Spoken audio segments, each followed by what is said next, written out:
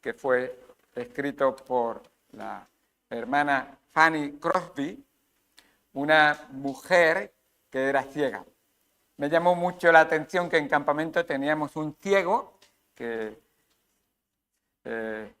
estaba casado con una señora que le seguía de guía constantemente, pero los dos amaban mucho al Señor y disfrutábamos de un buen tiempo. Y era muy bonito verles alabar al Señor cuando la música de verdad le tocaba. El ciego lo veía contento y feliz cantando, y la verdad que estamos muy agradecidos a himnos como este.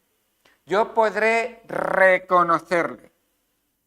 Hermanos, amigos que estás aquí hoy visitando, y cómo me gustaría ver a vuestros hijos, ver a vuestros familiares, ver a todos aquellos, porque la palabra de Dios siempre es muy buena. Nadie reconocerá a Cristo en el cielo mañana si hoy no le conoce. Y cuando digo de conocerle, no es alguien que a veces decimos, si te he visto no me acuerdo. Alguien que vi una vez, alguien que conocí. Conocer a Cristo es vivir habitualmente con Él. No le reconocerás si hoy no vives habitualmente con Él.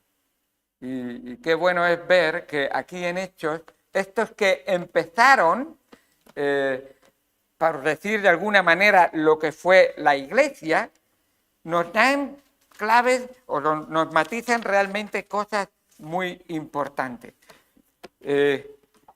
Dice en Hechos capítulo 2, versículos 38 al 42, por favor. Hechos capítulo 2, versículo 38 al 42. Dice así la palabra de Dios. Pedro les dijo, arrepentíos y bautícese cada uno de vosotros en el nombre de Jesucristo para perdón de los pecados y recibiréis el don del Espíritu Santo. Porque para vosotros es la promesa y para vuestros hijos y para todos los que están lejos, para cuantos el Señor nuestro Dios llamare. Y con otras muchas palabras testificaba y les exhortaba diciendo, sed salvos de esta perversa generación. Así que los que recibieron su palabra fueron bautizados y se añadieron aquel día como 3,000 personas y perseveraban en la doctrina de los apóstoles, en la comunión unos con otros, en el partimiento del pan y en las oraciones. Y vemos ahí verdaderamente cómo se llega con gozo a la cena del Señor. Cómo se llega a la cena del Señor y es un gozo que se participa en ella, que se disfruta de ella, que se le da gracias a Dios por ella. ¿Qué es realmente? Bueno, tenemos conversión, realmente es como se comienza. Tras la conversión a Cristo, arrepentíos y bautícese cada uno de vosotros en el nombre de Jesucristo para perdón. Eso es una clave en la cena del Señor, el perdón. Sin perdón no hay realmente gozo en la cena del Señor. Para perdón de los pecados. Y recibiréis el don del Espíritu Santo. Aquellos que poseen el Espíritu Santo gime. Señor, qué gozo disfrutar contigo. Señor, qué gozo estar contigo. Señor, qué bendición. Y el Espíritu Santo está constantemente insistiendo en tener comunión. ¿Sabéis que la Trinidad, si hay algo que les duele más, es perder la comunión o por un momento paralizar la comunión? La segunda persona de la Trinidad en la cruz lo exclamó claramente. Elí, Elí, lama sabactani. Dios mío, ¿por qué me has dado la espalda ahora que estoy cargando con el pecado? Porque el pecado no va a morar con Dios. Y Él tiene que darle la espalda al pecado. Y así fue el dolor más grande que la segunda persona de la Trinidad sufrió por ti y por mí. Esa rotura momentánea de la comunión en la Trinidad. Así fue. Qué bueno. Y que como le testificaba, el versículo 40, con otras muchas palabras, testificaba y les exhortaba diciendo, sed salvos de esta perversa generación.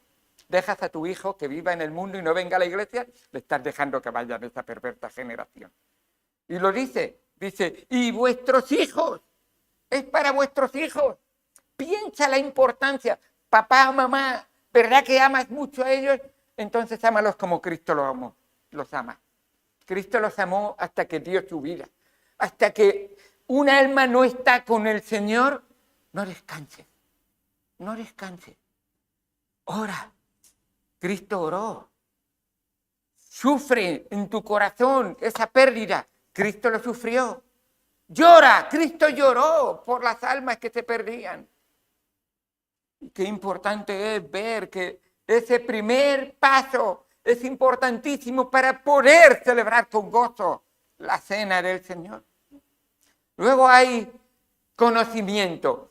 No se hace por ignorancia o me lo han contado mis padres o sencillamente es algo.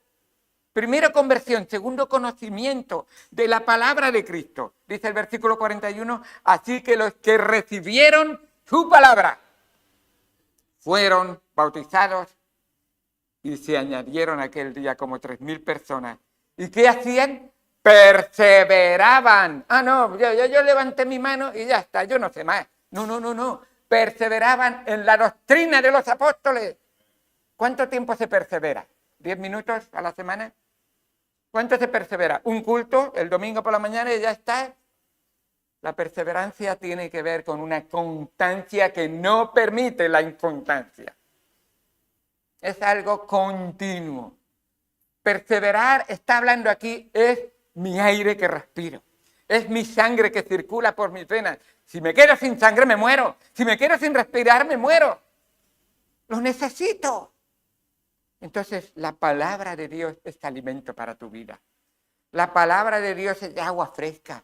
La palabra de Dios te da fortaleza. La palabra de Dios es ese espíritu, porque es palabra viva y eficaz, que me conoce y que sabe todo lo que necesita mi alma.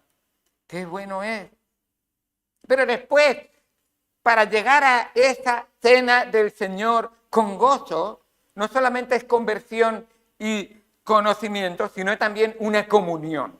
Eso requiere esa comunión que el Señor tanto anhelaba en la Trinidad y tanto anhelaba con sus discípulos y tanto anhelaba que dejaba a sus discípulos diciendo, como yo os he enseñado, así vosotros haced y así vosotros estar entre vosotros. ¿Quién quiere ser el mayor entre vosotros? Que sea el que más sirva, porque quiero que estéis unidos, no peleados. Y constantemente esa comunión con Cristo y con los hermanos. Por supuesto, hay comunión vertical y comunión horizontal. Relación con el Padre, con Dios, con el Hijo, con el Espíritu Santo, y luego eso se comparte con los hermanos. Si tú estás mal verticalmente, entonces horizontalmente te va a ir a codazo. Va a ser algo que no va a haber. Y muchas veces lo hemos dicho. ¿Por qué estoy mal? Pues que se ve que no he orado, no he leído, no me he sometido a la palabra de Dios, no estoy obedeciendo mi relación vertical. Mi relación vertical. Qué importante, comunión con Cristo y con los hermanos. Nos dice ahí, en el mismo versículo 42. En la comunión unos con otros. ¿Lo ven? ¿Cuán importante era la comunión unos con otros? Y pensamos, qué pesado. ¿Por qué el cristiano va ahí a la iglesia todos los domingos? No falla nunca. Porque necesito comunión con mi Padre. Necesito comunión con mis hermanos. Porque es alimento para mi alma. Porque me fortalece. Porque nos ayudamos, nos consolamos, nos apoyamos. Qué bueno es. Y luego, ahora sí, ahora compartir. Muchas veces pensamos al revés. Primero, ¿para qué puedo yo servir? ¿Qué puedo yo hacer? ¿Qué puedo yo dar? O que me den. Pero no hemos pensado en la conversión, en el conocimiento de la palabra de Dios, en esta comunión que debemos tener los unos con los otros. Y luego compartir la mesa del Señor. Y eso es muy importante pasar por ahí, porque si no, el compartir la mesa del Señor va a ser algo indigno en tu vida. Va a ser algo que el Señor te va a tener que llamar la atención. Y termina diciendo el partimiento del pan y en las oraciones. ¿Cómo consideraban las oraciones importantes? Algunos pensáis que si estáis cansados no toca orar. Pero el Señor decía, cuando estoy cansado es cuando más necesito orar. Cuando me toca todavía después del trabajo ir a la iglesia, es cuando necesitas orar. Y ellos lo consideraban. Y gracias a la obra que Dios hizo a través de ellos, hoy tenemos fruto nosotros. Porque otros fueron fieles y oraron. Y el Espíritu Santo nunca dejará de ser fiel en esto. Qué bueno y qué grande es la obra del Señor en nuestra vida. Dejadme que ore al Señor y diréis, ¿por qué hay en medio? Pues porque precisamente dice en las oraciones, necesito orar a mi Señor. Padre Santo que estás en los cielos, este siervo es indigno si no fuera por tu gracia, si no fuera por tu perdón, si no fuera por la obra maravillosa que tú hiciste ese día en la cruz del Calvario. Pero cuando nos dejaste las ordenanzas, tanto el bautismo a la iglesia, tanto el bautismo como la Santa Cena, Señor, nos enseñaste y nos instruiste de tal manera que todo aquel que participa verdaderamente se siente gozoso, se siente realmente, y no es solo sentimiento, es una realidad, un hecho que tú has obrado en nuestra mente, en nuestro corazón, en nuestra vida, en nuestra alma, Señor, y que dura ahora y eternamente, Señor. Gracias por lo que tú nos enseñas en tu palabra. Ayúdanos a honrarte y a glorificarte. Ayúdanos, Señor, a estar preparados para servirte en todo. Y, Señor, al ver esta institución que tú dejaste, ayúdanos a entenderlo bien de tal manera que te honremos y te glorifiquemos. En el nombre de Cristo Jesús. Amén. Bueno, hecho solamente el aperitivo, ahora vamos a la comida. Y quiero hablar con vosotros de lo que es verdaderamente la preparación, la celebración y la institución de la Cena del Señor. La preparación. ¿Sabéis que la preparación era crucialmente importante? No se celebró la Cena del Señor, o sea, la Pascua, sin una preparación previa. Nadie viene al Señor sin que antes el Señor haya obrado en su corazón y haya tocado su alma de una manera especial.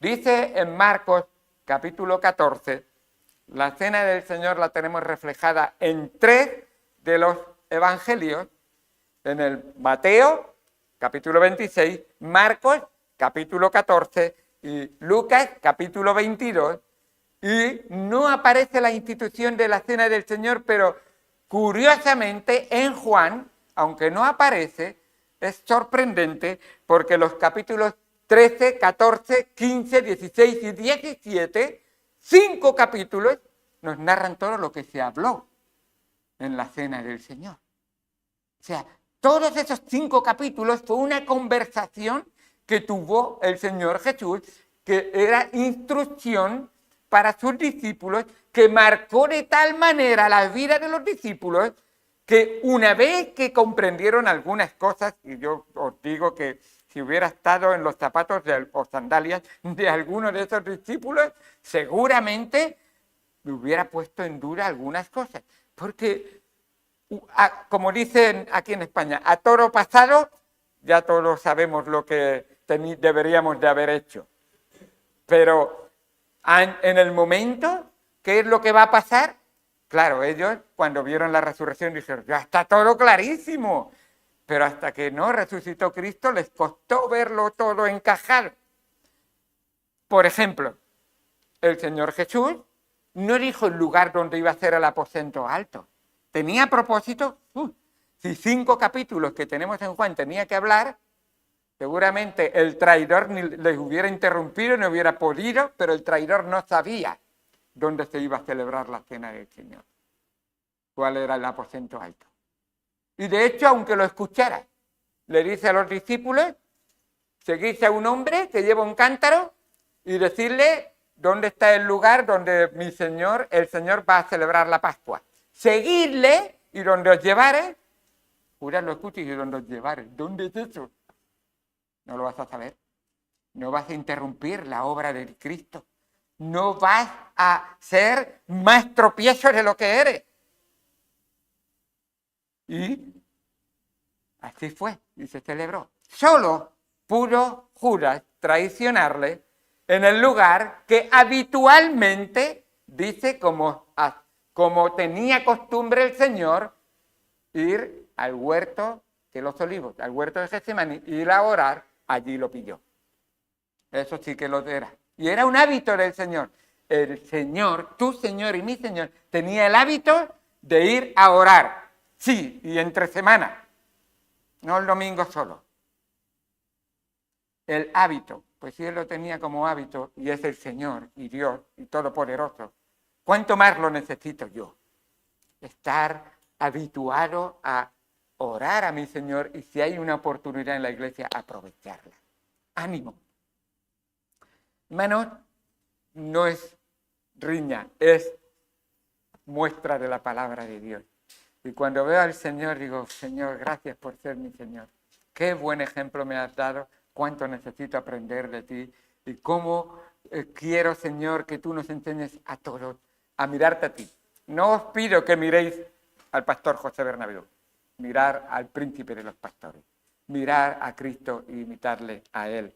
Dice en Marcos 14, versículo 12, el primer día de la fiesta de los panes sin levadura, primer día, y ahora nos explica lo que se hacía en el primer día, cuando sacrificaban el cordero de la Pascua, muy importante.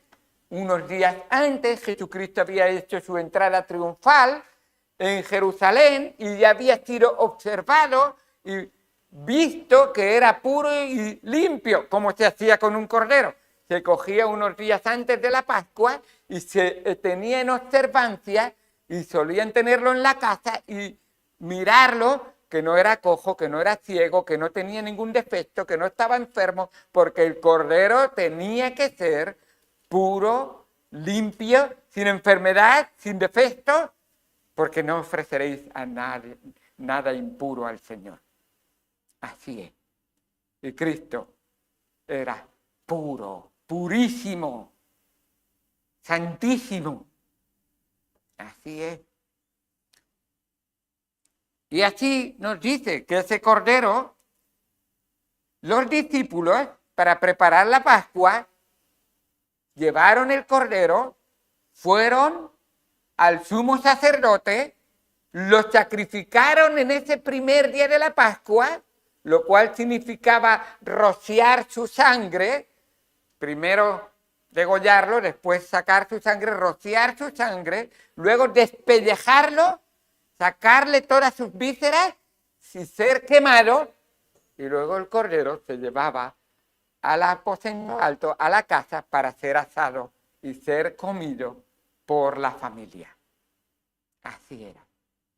Así que esto era la preparación de la Pascua. Pero escucha, para la preparación de la Pascua, el lugar tenía que ser un lugar purificado.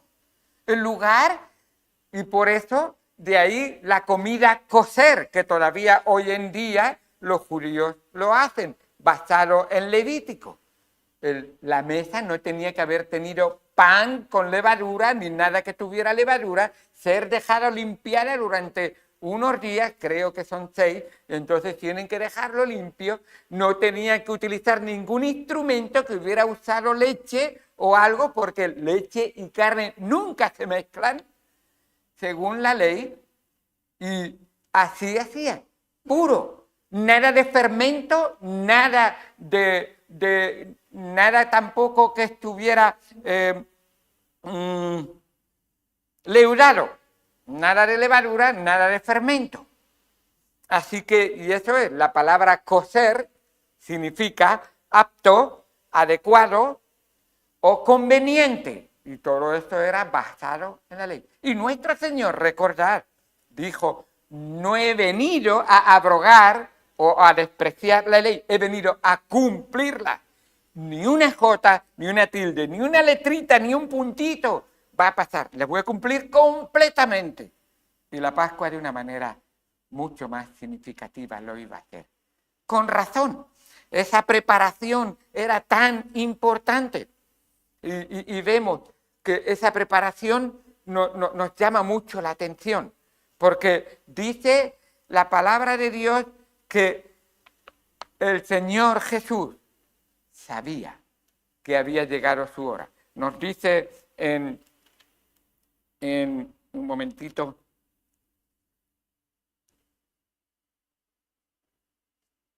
en Mateo, perdón, es en Lucas, ¿verdad? Sí, aquí está. Nos dice en Lucas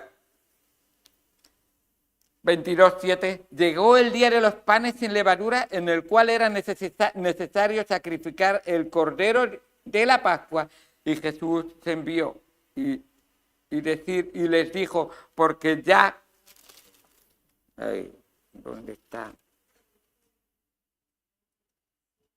Y cuando era, el versículo 14, y cuando era la hora, Lucas 22:14, y cuando era la hora, se sentó a la mesa con ellos y les dijo, cuánto he deseado comer con vosotros esta Pascua antes que padezca. Yo voy a ser sacrificado y voy a padecer por vosotros. Pero qué gozo de poder hacerlo. Entonces, es un poco, no lo entiendo humanamente, sí, es verdad. Yo también me llama mucho la atención. Me cuesta entenderlo, pero qué importante es que lo entendamos realmente como lo enseña la palabra de Dios. Dice en Hebreos 12:2, puestos los ojos en Jesús, el autor y consumador de la fe, el cual por el gozo puesto delante de él, sufrió la cruz. Ibas a ser sacrificado y tenía gozo, por el gozo puesto delante de él, sufrió la cruz, menospreciando lo propio, y se sentó a la diestra del trono de Dios. Señor, ¿de verdad te estabas gozando? Posiblemente en la carne estaba sufriendo, pero su alma se estaba gozando. Es la voluntad de mi Padre. Estoy haciendo la obra por la cual estoy aquí en la tierra. Si no fuera por el sacrificio en la cruz, Cristo no hubiera venido. Si no fuera para pagar la deuda de tu pecado y mi pecado, Cristo no hubiera venido. No era necesario. Pero Él sabía que tú y yo nunca llegaríamos al cielo, nunca seríamos limpios de nuestros pecados, nunca gozaríamos verdaderamente la eternidad con Él, si Él no viene por nosotros. Así fue. Qué bueno que Él lo hizo. Y luego vemos ahí como cuando ya estuvo el aposento alto limpio, los utensilios limpios, estuvo la mesa y seguramente todo lo que, donde se iban a recostar. A propósito, qué triste que hasta Leonardo da Vinci no reflejara realmente lo que fue la última cena del Señor. Él tiene silla, no había silla. Se reclinaban, y de hecho lo dice la palabra de Dios, se reclinaban. Y era necesario para la obra que hizo el Señor Jesucristo. En Juan nos dice de que la primera cosa que hizo, ya que cuando celebraron la Pascua no había siervos, el Señor Jesucristo se levantó y fue el siervo ejemplar. Se ciñó una toalla, cogió un lebrillo y así como estaban todos recortados con las piernas hacia atrás y cuando entraban en la casa dejaban las sandalias ahí, con los pies ahí, él lavó los pies por detrás, lavándole a todos los pies.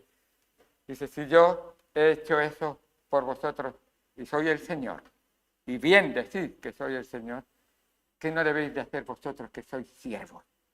Verdaderamente. Y claro, aquí nos muestra el Rey de Reyes un ejemplo de servicio, un ejemplo de amor, un ejemplo de querer que tú y yo nos gocemos en la mesa del Señor, pero hay que pasar por la limpieza primero. Él quería que tú te gozaras y Él tenía que pasar primero por la aflicción para que tú y yo nos gozáramos. Y Él también se goza. Nos dice la palabra de Dios.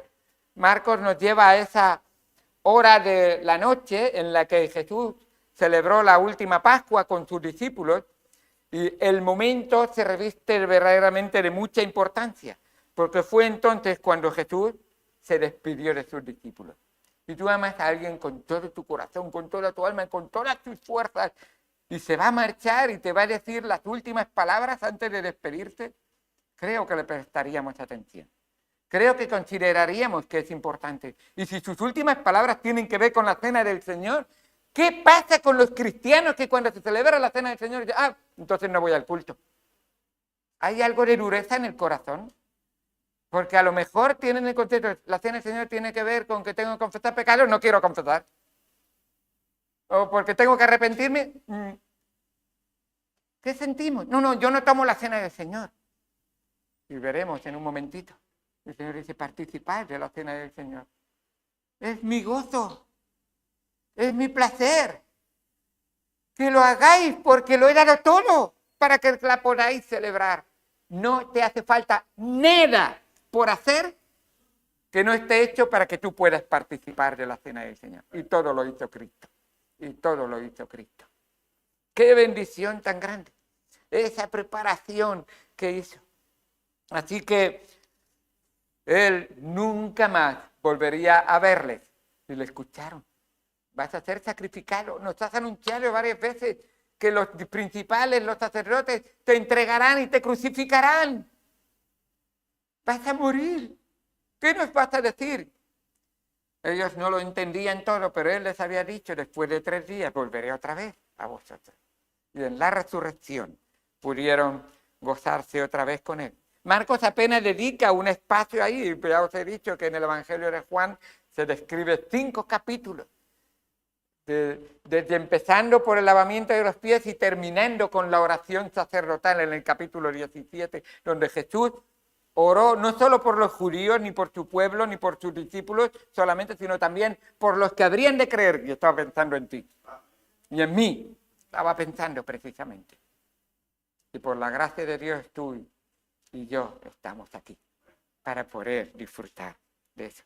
Es tan importante entender estas cosas porque nuestra Pascua es Cristo. Dice en 1 Corintios 5, 7, lo dice bien, limpiad pues de la vieja levadura para que seáis nueva masa, sin levadura como sois, porque nuestra Pascua, que es Cristo, ya fue sacrificada por nosotros. 1 Corintios 5, 7. Qué bueno que nos enseña la palabra de Dios. Cuando tú participas de la cena del Señor, estás participando de Cristo, no físicamente, pero sí en ese sacrificio que Él ofreció por ti. No es algo que te imparte una gracia excepcional, que sí de alguna manera, y ahora vais a ver por qué, porque ese autoexamen y esa pureza y ese acercamiento al Señor siempre es una bendición para toda alma, pero sí que a nosotros realmente nos enseña el Señor Jesucristo que en la pureza de pecado hay gozo. Sí, en el arrepentimiento, en la confesión hay dolor y aflicción, pero una vez que uno ha confesado y se ha arrepentido, el perdón y la comunión le traen un gozo y una paz que verdaderamente dice, Señor, vale la pena haberme arrepentido. Vale la pena haber arreglado esto contigo. No puedes imaginar cómo tu paz, tu gozo inunda mi alma y mi mente y mi corazón y me hace sentir verdaderamente una paz que solo el príncipe de paz puede dar. Así es la verdad. Qué bendición tan grande poder llegar a ese momento. Nos dice, como estaba diciendo antes, que cuando era la hora se sentó a la mesa y con él los apóstoles. Y ese era un gozo tan grande para el Señor. Dice, ¿cuánto he deseado que llegue esta hora? Pero Señor, a ver, lo voy a pensar un momento. Esta hora va a ser el momento que te van a traicionar y va a ser el momento que te van a matar. Y el Señor dice, sí, lo sé. Pero tengo mis ojos puestos en la cruz y no me va a desviar nadie.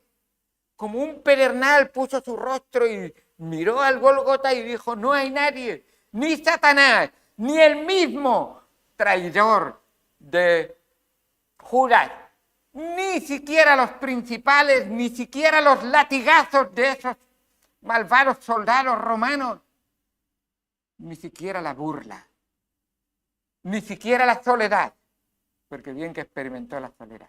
Yo estaré contigo hasta el final. Yo con ese hombre no tengo nada que ver.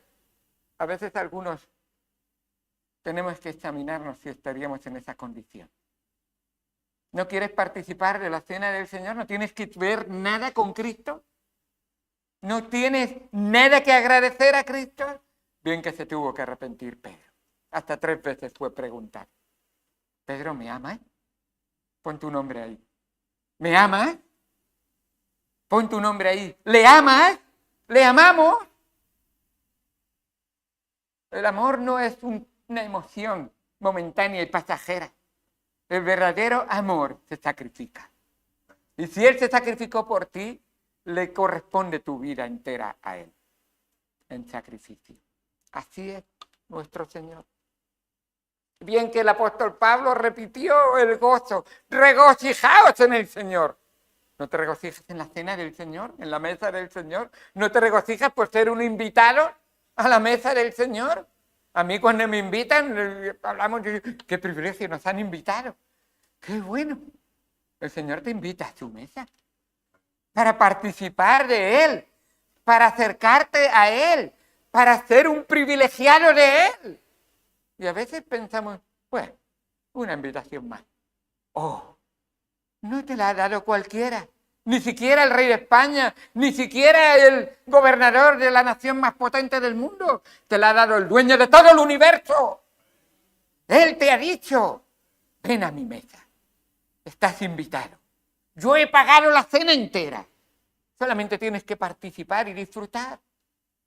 Qué bueno ver la obra que Él hizo por nosotros y agradecérselo y decirle, Señor, gracias. Ahora, en esa celebración tuvo que pasar por una traición. Él me sigue mencionando en ese capítulo como Judas participó. ¿Puede ser que el pecado te hace tan obstinado y tan obsesionado que te dice, si sigues por ese camino vas a caer y vas a cometer un pecado terrible en tu vida y tú sigues por ese camino? ¿Puede ser que haya corazones y almas que avisándole de que van a arruinar tu vida, continúan por ese camino y arruinan tu vida? Pero si te lo han dicho, te lo han advertido, te lo han demostrado. Pilato mismo vio la situación. Y es tan cerrado que no quiso reconocer que Cristo es la verdad. Y solo la verdad. Y la única verdad. Y Judas, estando ahí, llega a un punto y dice, ¿cómo puede ser? Hay un salmo que nos habla y nos dice que el Señor Jesús en aquel momento dice, aún el hombre de mi paz, en quien yo confiaba, el que de mi pan comía, alzó contra mí el calcañar. Salmo 41:9. Lo escribe el rey David. ¿Sabéis? El rey David tenía un consejero muy cercano a él, llamado Ahitofel. Y él era su consejero, con el que hablaban todas las cosas íntimas, con el que sabían realmente cómo iba la economía del país. Precisamente vas viendo la relación con Judas, ¿verdad? La economía del grupo. Precisamente era con quien trataba todas las fuerzas y el ejército que tenía, y un día decide traicionarlo. Van a dar un golpe de estado y él se va contra él, con el que da el golpe de estado. Y le traiciona. Tristemente, Ahitofel y Judas son dos realmente que se les ve cómo traicionan a sus reyes, cómo roban a sus reyes, cómo destruyen o quieren destruir la obra de sus reyes. Qué triste. Así que Ahitofel es un tipo de Judas. Ambos comían de la mesa del rey, ambos disfrutaban de las bendiciones y los privilegios del rey, aunque no tenemos el tiempo de hacerlo. Se sentaban apoyando, y no me acuerdo ahora sí, el brazo derecho, creo que era, y a su derecha estaba Judas. O sea que en un sentido el hombro reposaba cerca del pecho de Judas. Por eso Juan que se sentaba apoyado en su derecha, estaba cerca del pecho del Señor y se le llama el discípulo amado.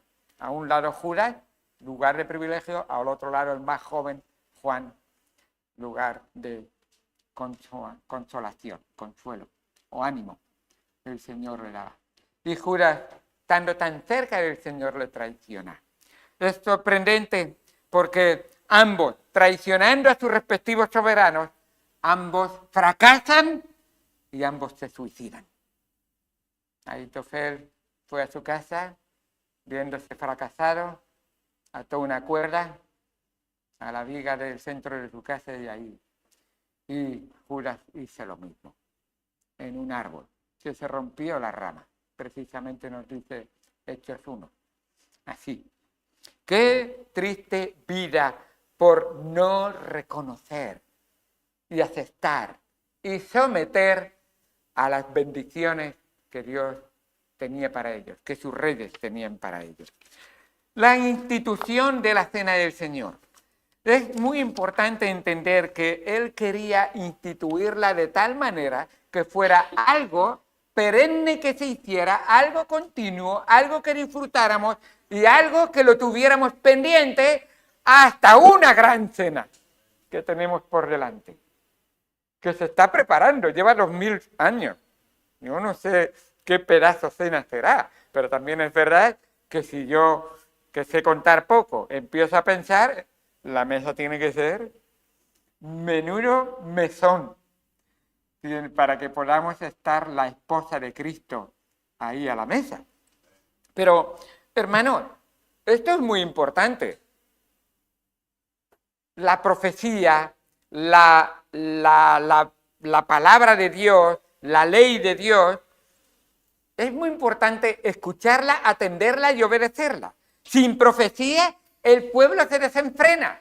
Sin Biblia, sin conocimiento de la palabra de Dios, muchos cristianos no entienden el valor y la importancia de las enseñanzas y de la obra de nuestro Señor Jesucristo. Dice en Proverbios 29:18, sin profecía el pueblo se desenfrena, mas el que guarda la ley es bienaventurado.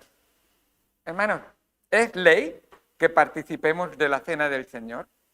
¿Es un mandamiento? ¿Y de ley y mandamiento? No, ley y mandamiento son sinónimos en la palabra de Dios. Si no, léete el Salmo 19 y verás cómo las similitudes de lo que hace la ley, lo que hace el testimonio, de lo que hace el mandamiento, que es todo lo mismo. El que aparta su oído de oír la ley y no quiere oír la ley, dice en Proverbios 28:9, el que aparta su oído para no oír la ley, su oración también es abominable, dice la palabra de Dios. Yo no quiero obedecer esto, pero voy a pedirle al Señor. Y el Señor dice, estás siendo un hijo desobediente y no quieres obedecer lo básico y quieres pedirme que haga un milagro en tu vida. Primero arrepiéntete y límpiate, y si no, lee el Padre Nuestro, si no va por ahí, que no puedes acabar el Padre Nuestro y decir, ya está, sin haberte arrepentido de tus pecados. Señor, que nuestra oración sea como dice el Salmo 143, versículo 10, enséñame a hacer tu voluntad, porque tú eres mi Dios, tu buen espíritu me guía a tierra de rectitud. Señor, quiero hacer tu voluntad y espero que no seamos de aquellos de que dicen, quiero aprender, pero no me gusta que me enseñen. Y llegamos a un momento que sigue siendo el orgullo el principal pecado del ser humano, incluso creyente. Y lo digo por experiencia, que tengo que aprender a ser más humilde. De hecho, Cristo nos dice, aprended de mí, que soy manso y humilde de corazón. Qué importante es. Así que, qué bueno es que cuando leemos una y otra vez la institución de la cena del Señor, vemos como el Señor Jesús nos dice, tomad, comed, bebed de ella todos. A propósito, esto gratis, no os cobro nada. A ver quién me demuestra que en la cena del Señor se tomó vino, porque dice la palabra vino. No sé por qué se molestaron los 3 evangelistas en no decir allín, que es la palabra para vino, y tuvieron que escribir 3 palabras para decir fruto de la vid. ¿Por qué dijeron fruto de la vid y no dijeron vino? Bueno, si la Pascua se tomaba no tomando nada fermentado ni nada leudado, ¿no te suena que el vino puede tener algo de eso? De hecho, el sumo sacerdote se tenía que abstener de todo fermento y de todo leudado para participar en el templo. Si Cristo es más que sumo sacerdote, ¿no va a ser más puro que Él? Por supuesto que sí. Por supuesto que sí. No lo discuto con nadie, yo os he dicho que hay otras formas de pensar, pero verdaderamente creemos que si nada leudado y nada fermentado, pues nada leudado y nada fermentado. Así vamos a hacer. Ya que lo leudado y lo fermentado en la Biblia es símbolo de pecado. Así que, de alguna manera, por eso ponemos frutos de la vid. Y nos dice una y otra vez, tomad y comed y bebed todos de ella. Así era. Y luego en Marcos nos dice, eso es Mateo, en Marcos dice, tomó pan y lo bendijo y lo partió y dijo, tomad la copa. Y habiendo dado gracias, lo dio, le dijo, tomad este fruto de la vid. Ya no lo voy a tomar hasta que esté, este fruto de la vid, hasta que esté en la presencia de Dios. Y en Lucas dice lo mismo, Mateo, Marcos y Lucas. Dio gracias, de una manera hace mucho énfasis en esa oración, dio gracias por lo que simbolizaba ese pan, su cuerpo que iba a ser roto por ellos, y ese fruto de la vid, dice, tomó la copa, pero luego termina diciendo, ya no volveré a tomar el fruto de la vid, esa copa, y le dijo, esta copa simboliza mi sangre que será derramada por vosotros, por vuestros pecados, para perdón de todo pecado. ¡Qué bueno! El Señor sabía, si no hay derramamiento de sangre, no hay perdón de pecado. Por eso Juan dijo correctamente, he aquí el Cordero de Dios, que quita el pecado del mundo. ¿Y qué tenía que hacer el Cordero de Dios? Lo que en la Pascua se hacía. Se sacrificaba un cordero y los dos postes y el dintel se manchaban o se untaban con la sangre de Cristo para que el ángel de la ira de Dios pasara de ellos. Así todo cristiano que cree en el Señor Jesucristo es lavado con la sangre preciosa de Cristo, y de igual manera que el pueblo de Israel fue librado, el cristiano es librado de la ira de Dios que está por venir. Qué bendición para los que hemos creído y confiado en Jesucristo. Qué bueno que podemos disfrutar de Él.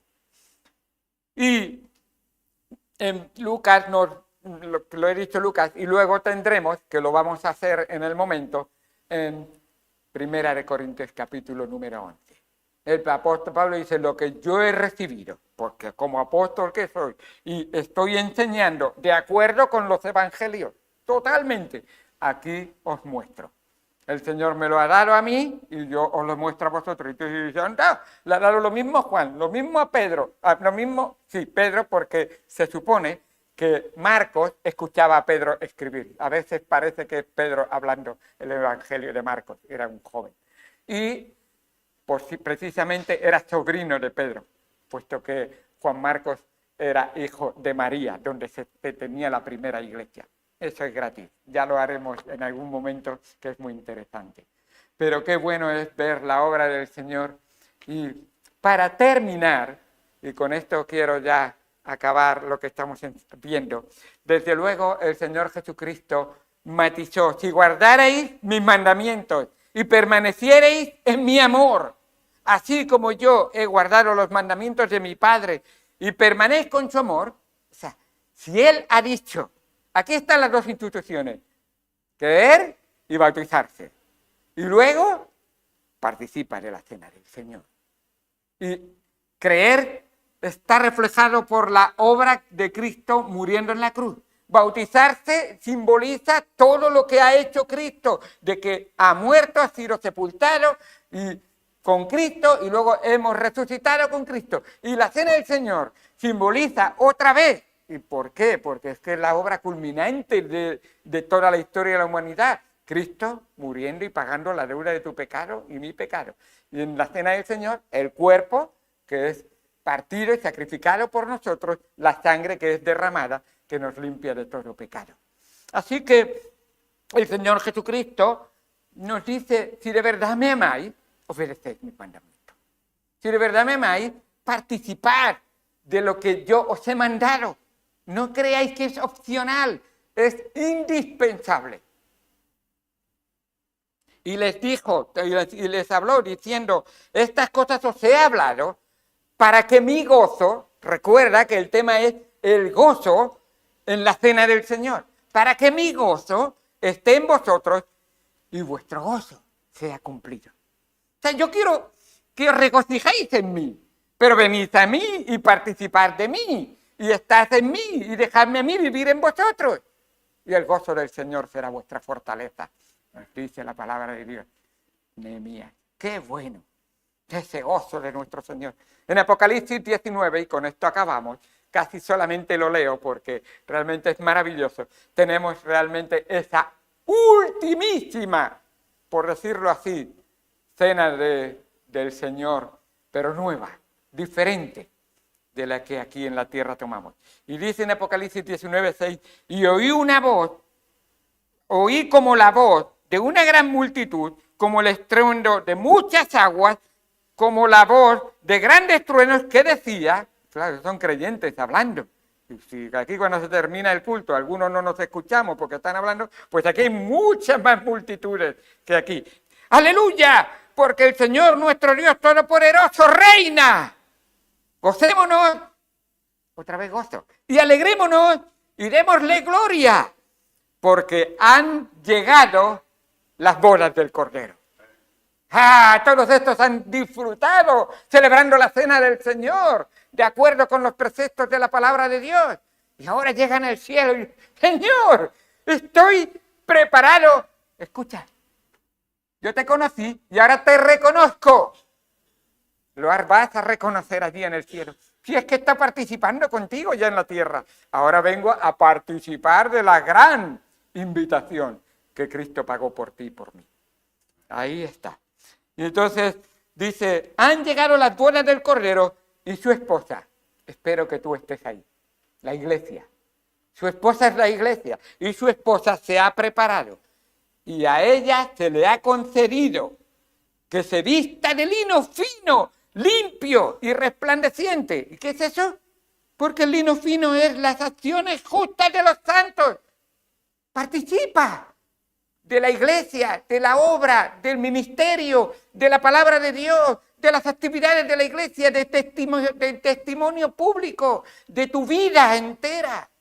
Las acciones justas de los santos. Y el ángel me dijo, escribe, bienaventurados los que son llamados a la cena de las bodas del Cordero. Esos son los felices. Los que están disfrutando, los que se están gozando, los que están participando ya, para luego ser partícipes allí. ¡Qué bueno! Y me dijo, estas son palabras verdaderas de Dios. Yo me postré, es que no es para menos. Yo me postré. ¿Cómo voy a estar en esa cena si no me lo merezco para nada? Al contrario, he sido un enemigo tuyo. Pero por la gracia de Dios, tú no solo me perdonaste, me lavaste, me permitiste ser un siervo y dijiste, no, ya no te llamaré siervo, te llamaré amigo, porque el siervo no sabe lo que hace su Señor. Ahora participa conmigo en mi mesa. Y cuando me senté a la mesa, el Padre me dijo, eres adoptado, hijo de Dios. No solamente eso, hijo de Dios, ¡qué bendición, Padre! Sí, y coheredero con mi hijo. También vine pobre y ahora soy rico. ¡Qué bendición tan grande! Rico. Más de lo que este mundo te pueda ofrecer. Mucho más de lo que puedas desear en esta tierra. Algo que mente y boca no sabe expresar. Porque Apocalipsis nos abre un poquito la cortina y quedamos boquiabiertos de lo que tiene para darnos. ¡Qué bendición tan buena! Y yo me postré a sus pies para adorarle y él me dijo, mira, no me adores a mí, que yo soy consiervo tuyo y de tus hermanos, que retienen el testimonio de Jesús. Adora a Dios. Y esa es la razón de esta reunión, adorar a Dios. Por eso celebramos la cena del Señor, para adorar a Dios. Porque el testimonio de Jesús es el espíritu de la profecía. Adoremos a Dios.